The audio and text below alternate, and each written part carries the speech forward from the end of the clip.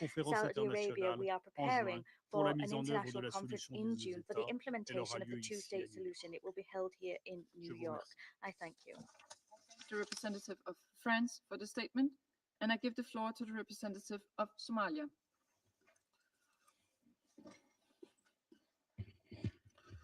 Madam President, Thanks for giving me the floor. I begin by expressing our sincere appreciation to ASG Khiari for his briefings on this latest development. I also listened to Mr. Ali Sharabi's statement and wish to express my sincere condolence to him for the loss of his loved ones. And before proceeding further, I also want to express our deepest condolence for the tragic loss of UNOPS worker and extend our sympathies to those injured in the recent attacks. These attacks are unacceptable and must be thoroughly investigated, and we demand those responsible to be held accountable. We welcome the exchange of hostages and prisoners, allowing them to return to their families and regain their freedom. To demonstrate what can be achieved through dialogue and importance of continuing such engagement and mediation initiatives, we urge all parties to conduct the hostage and prisoner exchange process in full compliance with their international law obligations. Furthermore, we call on all parties to build on this momentum to commit to full implementation of the ceasefire in good faith. Madam President, our worst fears have materialized a few days ago. The situation in both Gaza and West Bank has deteriorated beyond our gravest concerns.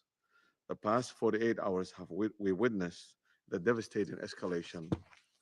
Last night, the IDF strike hit multiple homes in the middle of the night, killing and injuring sleeping families, mainly women and children. This follows Tuesday's attack, where many of the casualties remain unaccounted for and still under the ruins of destroyed buildings. These attacks bring more death and destruction to an already traumatized civilian populations. The past 3 weeks have seen a profound rollback of humanitarian progress, with the delivery of aid at the scale effectively ended since March 2nd. Gaza has been cut off from the life-saving supplies, including fuel, food, electricity, and medicine. We must reiterate, Israel, as occupying power, has a clear obligation under the international law to ensure the civilians have access to essential goods and services, including humanitarian assistance. Madam President, as we are all aware, the blockade coincided with the holy month of Ramadan, has worsened an already dire situation in Gaza. Reports indicate only 1 out of 10 people in Gaza have access to clean water, and the only desalination plant have been forced to close due to electricity cut. We categorically condemn the use of starvation as a weapon of war and reject any attempt to leverage humanitarian aid as bargaining chip in the ceasefire negotiations. Such tactics constitute clear violation of international humanitarian law and human dignity. Equally alarming is the escalating violence in the West Bank, including the continued expansion of illegal settlement activities and forced displacement of the Palestinians from their homes. The international community must stand united against any attempts to alter the demographic composition or forcibly displace Palestinians from their camps and cities or annex any part of the West Bank or Gaza under any pretext. Such actions will constitute a grave violation of international law and amount to ethnic cleansing. Madam President, looking to the future, the path is clear.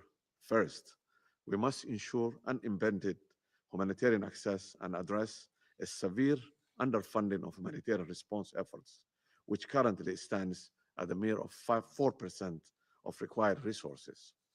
Second, we call for an immediate renewal of the ceasefire and cessation of all hostilities.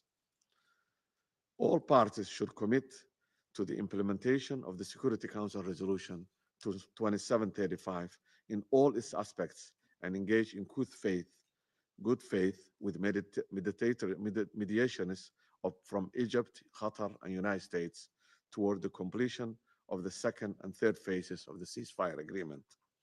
Last but not the least, the end of occupation and full recognition of free, sovereign, and independent Palestine with Al-Quds al-Sharif as its capital in accordance with the relevant resolutions remains the only sustainable option to resolve this long-standing conflict.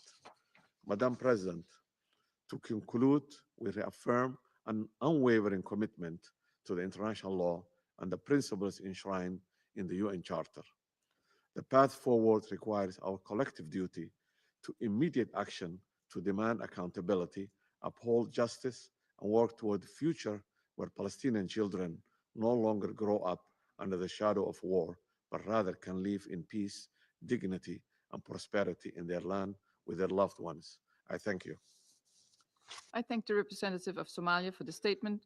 I give the floor now to the representative of Panama.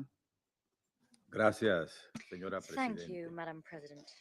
Panamá saluda la Panama hails convocatoria de the esta sesión convening of y this agradece al meeting, subsecretario and general we para thank Medio Assistant Oriente, Secretary Asia y General el for the Pacífico, Middle East, Asia and Mohamed Pacific, Khaled Mr. Chiari, Mohamed Khaled por la Chiari, información que ha for compartido. the information he has shared. Panamá Panama también desea also reconocer wishes la to presencia recognize the y presence la here and valentía the bravery del señor of Eli Mr. Sharabi, Eli Sharabi. cuya dramática His experiencia tragic experience refleja el reflects the profundo deep sufrimiento suffering que este that this conflicto ha conflict impuesto has a tantas imposed familias. upon so many Su families. conmovedora His historia moving story es un bears testimonio del witness inmenso to the costo humano de esta gargantuan human tragedia. cost of this tragedy.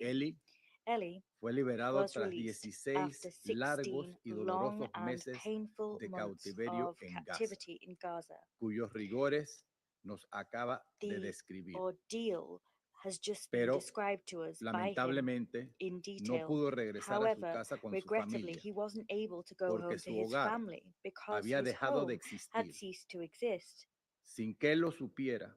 He didn't Su know that esposa that was the y sus case. hijas He didn't know that habían his sido wife and his brutalmente daughters had been asesinadas brutally tras killed los inhumanos during ataques de the Hamas del inhumane 7 de Hamas octubre. attacks of the 7th of Su hermano October. Yossi His brother sigue Yossi desaparecido. remains missing. Ese ataque That attack que marcó el inicio de marked the esta tragedia beginning of humana this tragedy. se cobró la vida de It claimed the lives of aproximadamente approximately 1.200 personas 1,200 y individuals, resultó en el secuestro and it de led to unas the abduction of 250 some personas. 250 Al igual individuals. que Eli, Like Ellie, 59 rehenes siguen 59 privados de su hostages libertad en continue Gaza, to be deprived of their de los liberty in cuales se Gaza. estima que Of solo those, it is 24 de believed that ellos only permanecen aún 24 con vida, are still alive, haciéndole frente and a una realidad they igualmente live dolorosa now e incluso in peor.